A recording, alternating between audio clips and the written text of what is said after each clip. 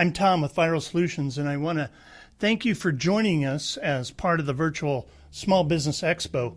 And I'm Thomas Von Ahn with Viral Solutions, and I'm one of the partners, and we're a full-service marketing agency in Oshkosh, Wisconsin, with clients all around the nation, billion-dollar firms, mom and pops. We just solve marketing problems. And this presentation is copyrighted by digitalmarketer.com, and we're one of their certified partners. In this workshop, we're going to go over the customer value journey. And it's important for you to understand that we're going to be operating off of this worksheet.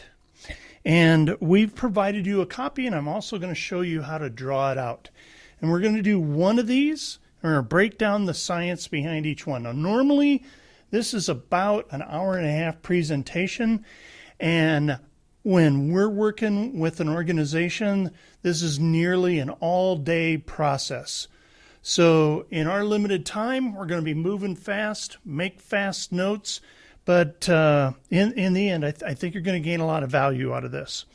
So why do we do this? Well, first, a person can't optimize what they haven't documented.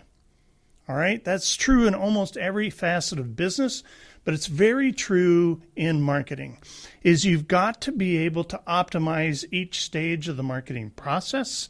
You've got to know data, you've got to know a journey, and this is part of the mapping process that makes great marketing. And also, we learned a long time ago. I mean, I've been doing sales and marketing for 30 years, and we've learned that sequence is critical, flow is critical, process is critical. So we're going to take you through a sequence and correlate it to life events you should understand.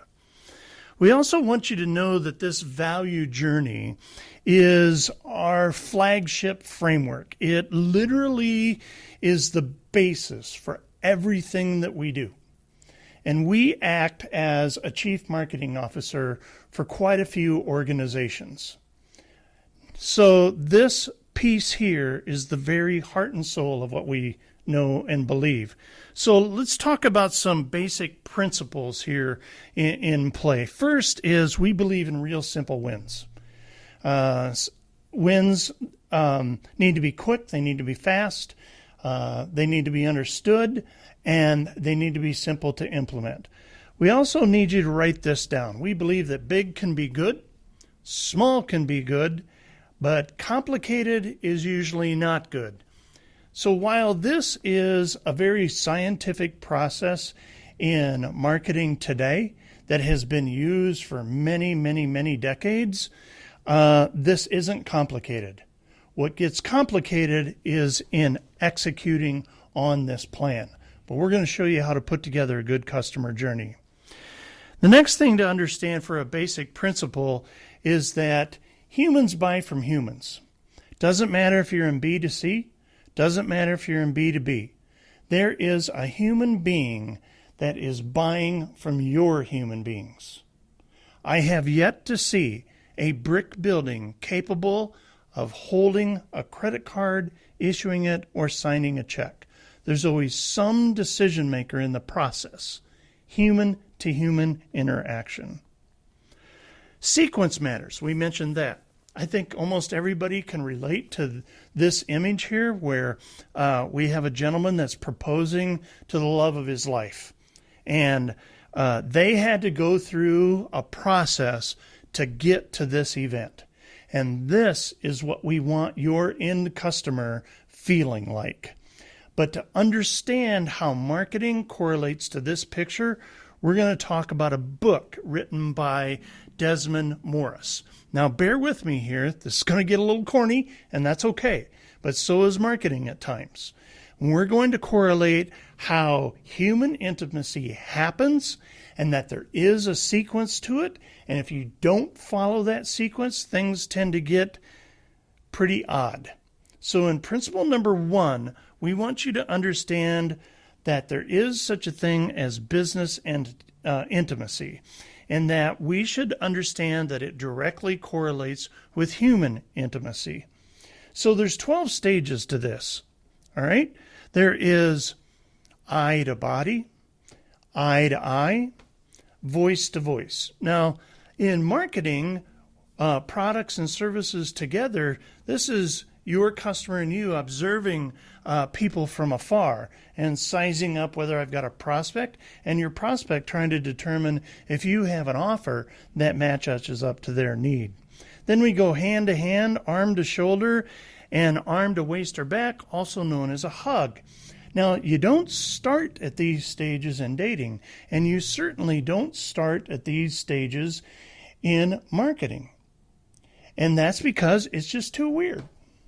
It's too weird for the human being. It's too weird for marketing. You don't jump in that fast. Then you've got mouth to mouth, hand to head, hand to body. Now, this is starting to get into physical contact. I go up to a customer I've worked with for 6 years, which I have several of them, and I give them a hug. It's all about, hey, great, it's working awesome. You're really helping our business grow. Beautiful work. But I can't do that to the first time that I need or meet a prospect without permission, and especially when you go this far. Hand to body, and then there is the last stage, which is total excitement, which is wow. Okay, the chick, the guy, man, whatever the relationship is, immaterial. This is total intimacy, and you can achieve that with your brand, your products, your services through marketing. But sequence is important to life. Sequence is important to marketing. Let's continue on. So we got these couple of people down here, and they look a little bummed, kind of second guessing things, not real excited, right? And we've got people up here in this corner. We got a superhero. We got excitement. We've got hurrah. I'm doing great. I'm really happy with what I'm doing. Well, to get from here to here, there's a marketing process. And the first stage of that is awareness. And this is your branding. This is your image. This is your presence in the marketplace. This is how you've positioned yourself over time. Then there's a stage called engagement.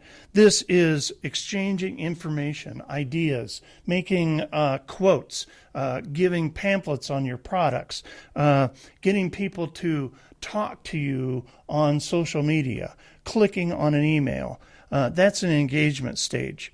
Then there's a subscribe stage. That is some sort of an exchange of information. However deep that is, that might just be first name, phone number. That might be an email address. It might be questions that go deep so that your salespeople can pre-qualify a lead. But nonetheless, there's a subscribe stage and some other things that happen. Then we move into the convert stage. Now, this is not the sale of your initial offer. The convert stage is where we have a small exchange of value. That could be time. That could be a small amount of money compared to your greater purchase. Okay?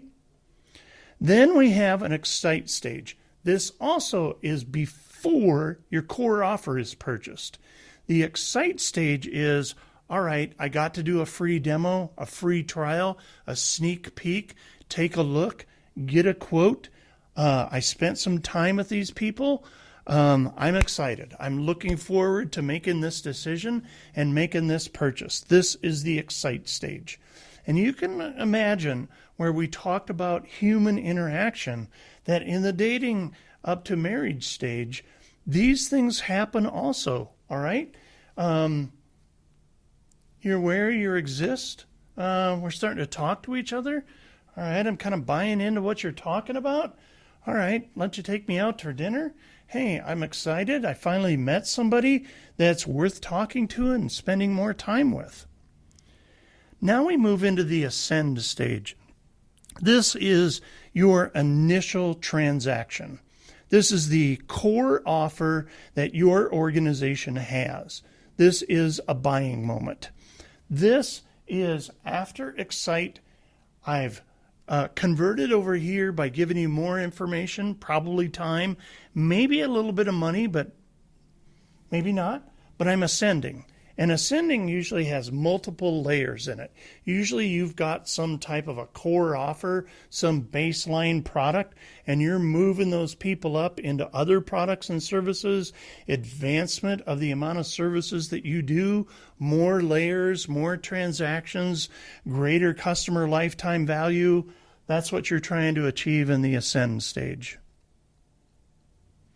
In the advocate stage, we've been around a while as your customer. We've done business for you a while, and I've probably sent you some referrals.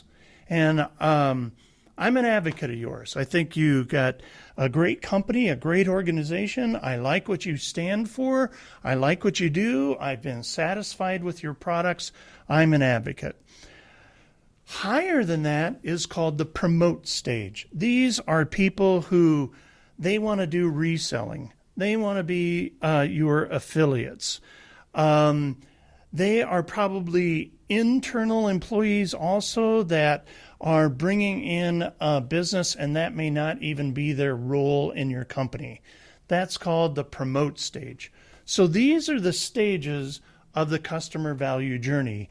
And what we're going to do here, now that we're about 11 minutes in, is we're going to teach you each segment how to map it out and what questions that you need to be asking yourself and your team so that you can put one of these together and actually implement great marketing and then know where to tweak and what to modify. All right? So let's get started. First, I want you to draw out the framework, or you've got that sheet in front of us. And the first thing you're going to do is just put lines around a box. And then you're going to take about third up and go all the way across. And you're going to start over here on the side and come all the way down. And then you're going to do this again over here. This is the tricky one. Start over here, third the way down, you come all the way across, and don't go all the way. Now, you got erasers? Probably not. Whiteout? Probably not. For you legal people, what do they call that? Like canary yellow whiteout or what? I don't know. So anyway, you should have this as your customer value journey framework. And then you're going to number these boxes 1 through 8. Okay? And then you're going to have a sheet that's got each of these boxes labeled with the sections we just talked about. Notice this follows that progression map that we just got done talking about. Now, step 2, we're going to brainstorm through these stages, high level, little bit of depth at a time. We only have about 45 minutes at max for this session, but we want to make sure you get great value out of this workshop. So, here's your map. You got it drawn out. You've probably got one with you, and you're like, all right, let's ready to go. Let's start. You know we're going to start with box number 1, and you're probably ready to write down information in there. Well, that's just fine and dandy, but don't do that. All right, that's not where we're going to start. We are not going to start in box number 1. Why? Well, because if you start in box number 1, that's the hardest part.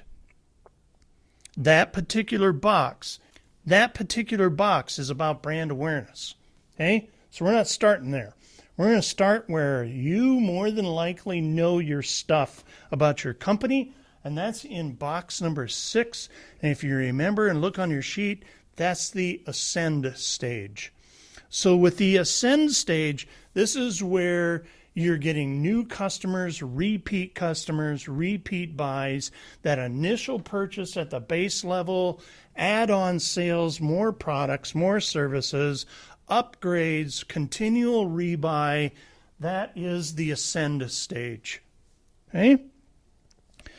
Now, as we move from here to the ascend stage, we're going to reverse engineer this. And the reason we're going to build it this way is that you always have to optimize things in reverse.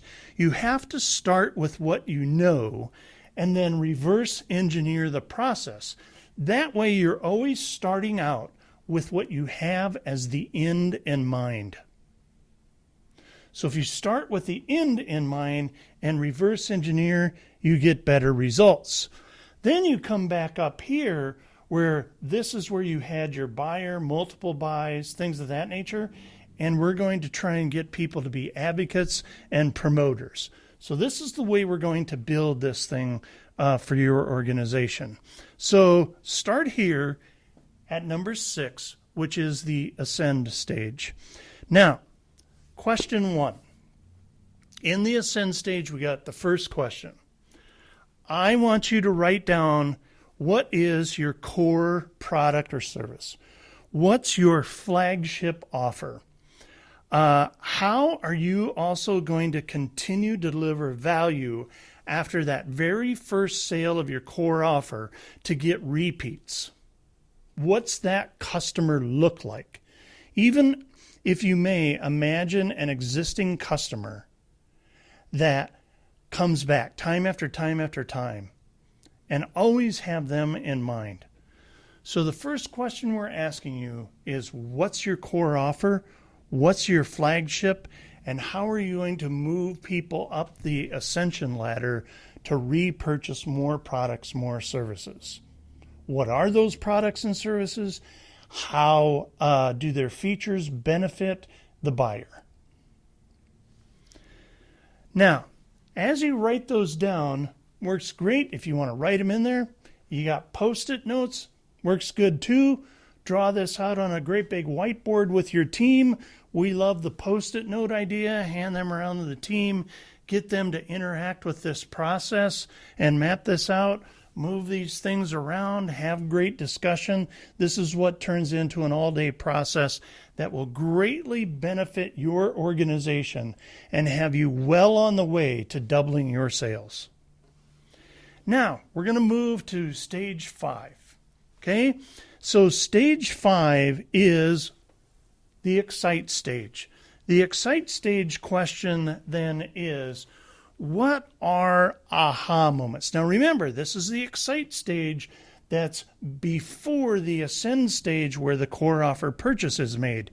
And aha moments are those things that transform your products and service from a nice to have to I gotta have this. Okay? That's an aha moment. And an aha moment is, hey, I was wondering about that, and whoa, I get it. I understand. That's aha. Wonderment, understanding. Let's take a look at some things that various companies do at the excite stage so that we can kind of give you some ideas. Now, we're a marketing agency, and one of the things we do at the excite stage is we might build an email template for somebody, a text message process. We might create social media graphics. We might storyboard or write a script or give ideas for a video. These are the excite stage before the initial purchase is made. Another great example is Tesla, where they do a launch. That's going from 0 to 60 in 2.8 seconds with an electric car. And hopefully you get a customer that responds to your products and service that's as good as that. Apple does something really cool at the excite stage. And they, if you haven't noticed, put a lot of money into packaging. And when you go to pull that package apart, you get this little swoosh, this little wow. If they put that much into packaging, the person that's thinking about buying this thing, that's touching and feeling this box, wow, that product must really be well made. Attorneys. Here's an attorney who has attorney talk between attorneys, share each other ideas. Their aha moment is, look, you can ask a question, you can get an answer. All right? Now, in the aha moment, you need to figure out what is yours. What's your aha moment before that purchase is made? What is it that gets your prospective customer to decide you've got what I need? Okay?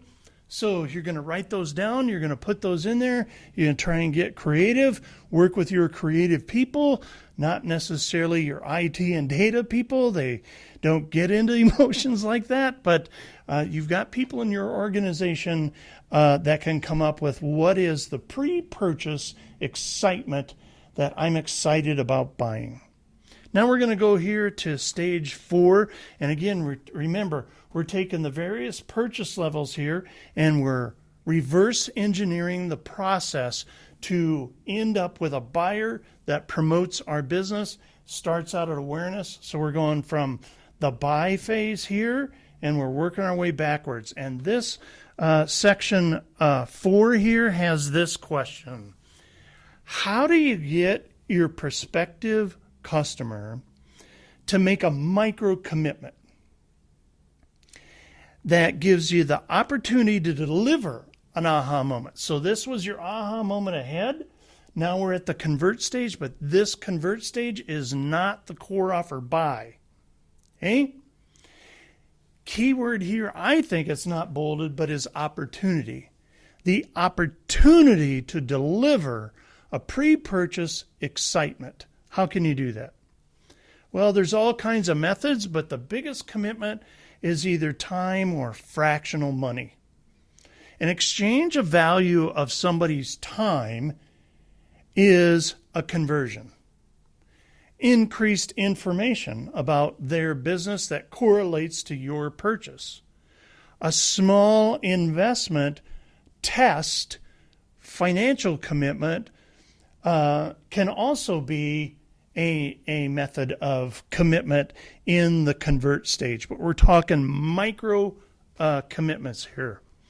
Now, entry point offers is what we're talking about here. So an entry point offer, we're going to take a look at it at some examples. And here, this company called Help Scout is offering a 15-day free trial for their software. They want your company name, first name, last name, email. They want you to establish a password, and they want you to say, hey, how did you find us? So a little data gathering here. That's an exchange of value. I'm going to give you something free for 15 days. I want more info from you, and you may go longer than this. I probably would not go shorter, because if you're giving away something for free, you've got to have an exchange of value. This is a weed out process also. This is where you've got a prospect that you want to know is serious. And if you start asking them in-depth questions as qualifiers that are required to make your purchase of your core offer, this is where you want to do it, at the convert stage. So we're converting time, fractional dollars, information. Those are things that convert. Infusionsoft's really good at this. Choose your demo. We got different ones to take, different ones to have. Here's another really big tip at the convert stage. If you can take your core offer and splinter it into valuable components. And the key here is you don't want to be selling cars and say, here is a steering wheel for $100, because the steering wheel is worthless. So when you go to splinter that product into components, you've still got to be giving value. So here's an example. If you're selling candles and all the parts to go with it, candle wicks are a really good splinter offer to make at the conversion phase. Because of the conversion phase, we're just selling a wick. And now I'm just guessing here. I've never made a candle in my life, but I would imagine that if I'm buying a wick, about the only thing that would be worth buying that for is for me to make a candle. All right? Probably a good idea. Guitar picks are the same way. If you're a musical retail store selling guitars, sell somebody 100 picks, even if it's at a loss. All right? Because likely that you get somebody to buy 100 picks for $8, I would venture to guess they're probably a guitar player. All right? So splinter.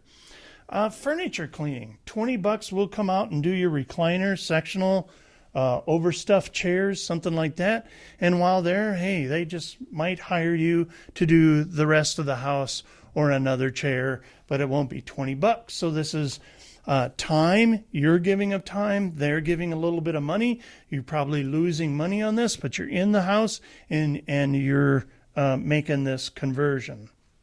Fiverr is really good at this. $5 make you a professional whiteboard video. All right. Now, granted, they're trying to sell their full services, and not everything's $5. This is entry level. So at Digital Marketer, our partner company that we work with, they have a thing called Digital Marketer Lab. And what they do is they give you all kinds of benefits to belong to this thing, and they have all kinds of execution plans on how to do marketing on your own rather than hiring a whiz-bang marketing agency like Viral Solutions. And, well, anyway, you get the idea, right? But they take and they splinter a piece out. And here we're talking about Facebook engagement and how to do that. And they'll sell it to you for $7. Costs them a ton of money to put that together. But this is trying to pre-qualify somebody before they're excited, try to gain more information, let them test drive your stuff. Now, once they're a member there, they get involved in DM Engage, and there's their aha. So we had this convert stage, remember, reverse engineering. So we come back to this excite stage, and here is a Facebook page where you can ask all kinds of questions and get all kinds of answers. Remember, the job of the convert stage, and this is really critical for your salespeople to understand this, is we've got to give good value. This convert stage isn't the close to the sale. It's a qualifier, quantifier. It's enabling your prospective customer to give some time, maybe a little bit of money, maybe a test drive, maybe a touch and feel, but this isn't the close. And you got to let them have that. And you got to let them do that. And you got to let them be a part of that. And you've got to gain information so you can filter people in or out of your customer life cycle journey here. Okay? Now, this stage at Convert, it's like the first date. So we're reverting back to Morris's book, and it's like the first date. Got a couple of people here with a date, and this guy over here is wondering, man, what happened to me? Okay? Why don't I have a nice date like this at the coffee shop? So this is the first date. That's the conversion. This isn't your core offer. This isn't marriage. This is just dating. So you got it, right? You got that. Now you're moving on to your aha moment. So we've gone through that stage, and we've got it on our canvas, and we went into 4 in the conversion. And remember, we're reverse engineering this process. So you're here in number 3. We're going to teach you how to use this. In number 3, we got a question. What valuable chunk of content can we offer in exchange for their contact information and permission to follow up? Lead magnets are great for that. One-on-one appointments, webinar registrations, not the webinar itself, but the registration process. Gated video content where you've got to give your information out. Those are great uses of that. Here at Kurt Landry Ministries, they'll spend an hour and a half with you, praying with you about your problem, almost to the degree of a counseling session. All right? That's just an exchange of information. What's your issue? How can we help you? Coupon codes are another good one. Here's a company, 75% off plus free ground shipping. And but in order to get that, you got to give them information for them to give you a code. All right? Now, we've knocked that one out. So we're moving on to number 2. And number 2, we've got a question here. What content can leverage a glance to a stare? So previously we were talking about deeper content that's allowing somebody to opt in to get access to. Here we're talking about content that turns a glance into a stare. Okay? So back to our human emotion, eye to eye contact, looking away, looking around, ooh, okay? So same thing happens with marketing.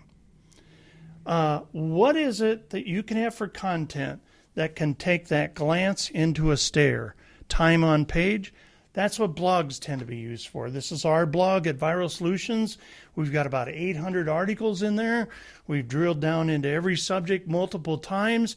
You can usually find the answer or solution that you're used to, but this is somebody who absorbs that in. Podcast, videos, same type of way. Glance into a stare, more time in your stuff that sets you up as an expert, and you know what you're doing is what you're trying to offer here at this engage stage.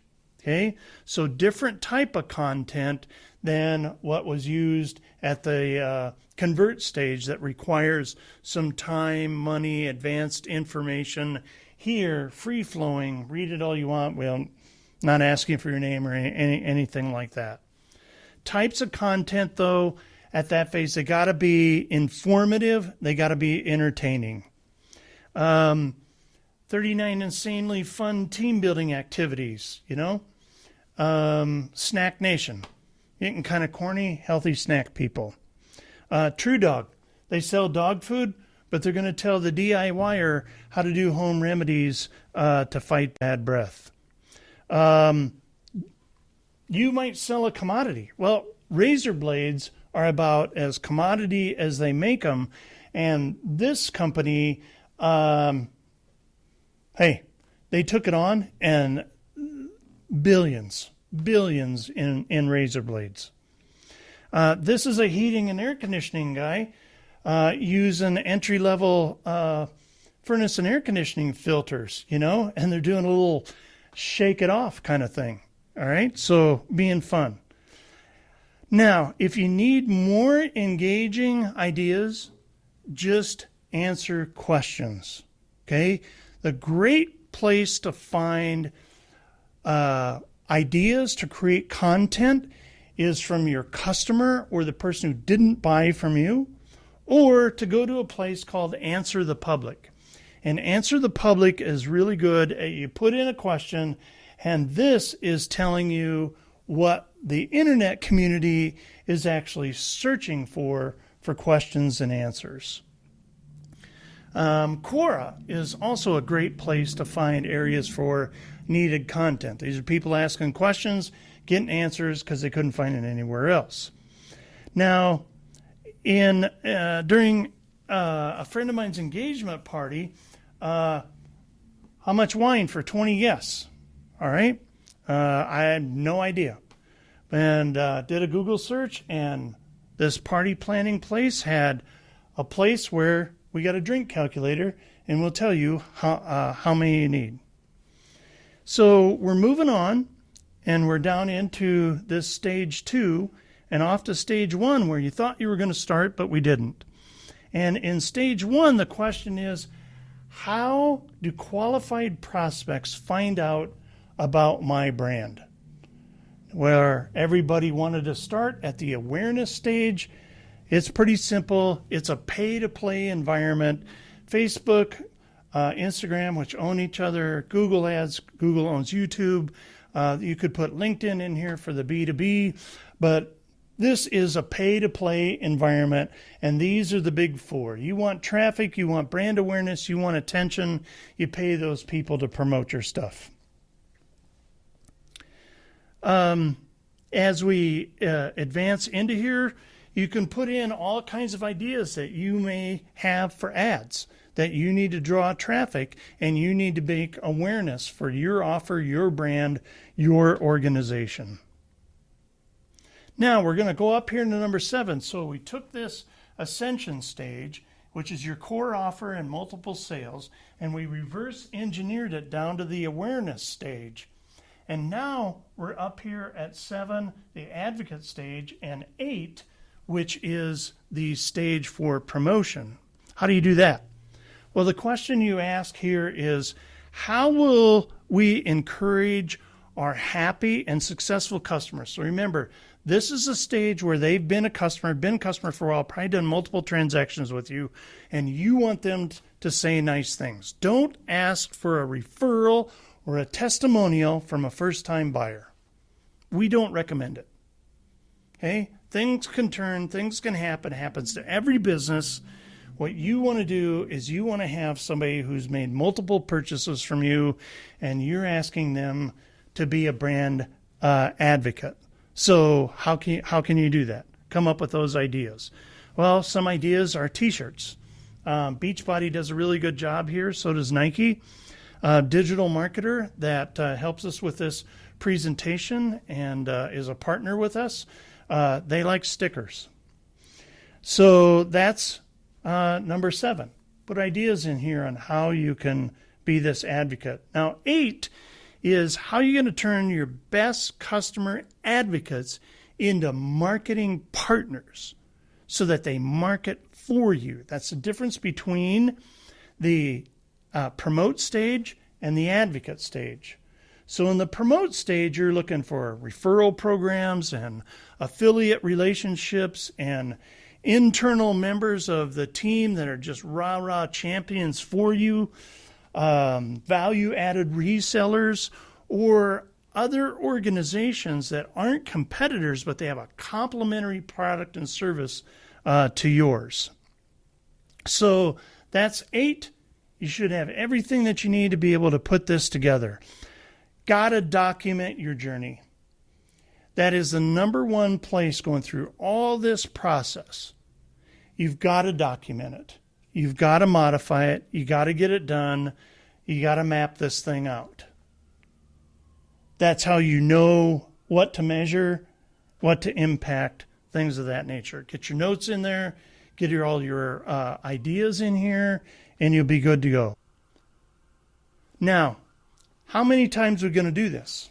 So we just went through this once, and that's what we're here to do. Just went through this once. You're going to do one of these for every buyer persona / avatar you've got. You may have a different buyer persona for different core products. You may have more than one core offer. Well, every buyer persona, you need one of these. You might have one core offer, but you have different people that buy it for different reasons. Okay? Map it out. That helps you run your advertising. That helps you create brand awareness. That helps you do small little opt-ins and subscriptions and get people to engage with you, and engagement on social media. That helps you get people excited. You got to do all of that before you can get them to do the first core offer. So that's the goal out of this workshop, is you need to document one customer value journey for each buyer persona path you've got. It's a big job and a big project, but you got to get it mapped out. So congratulations. You've learned how to do sophisticated marketing. That the really great companies at marketing, they know how to do this off the top of their head. Okay? But they've got it mapped. They've got it worked out. And when they have a problem with a competitor, sales are down, sales are exploding too much, profits are down, something's breaking in the marketing phase. Might be in the engagement stage. We might be losing people here at the opt-in stage. That's okay. You gotta have it mapped out, and your marketing's got to work as a journey. And that's the beauty of digital marketing today, is that your systems can actually tell you how that's going to work. Again, I'm Tom with Viral Solutions. We're a full-service marketing agency based in Oshkosh, Wisconsin, and you've got our contact information, and we're here to help you put this together. Thank you very much. Great having you, and thanks for listening.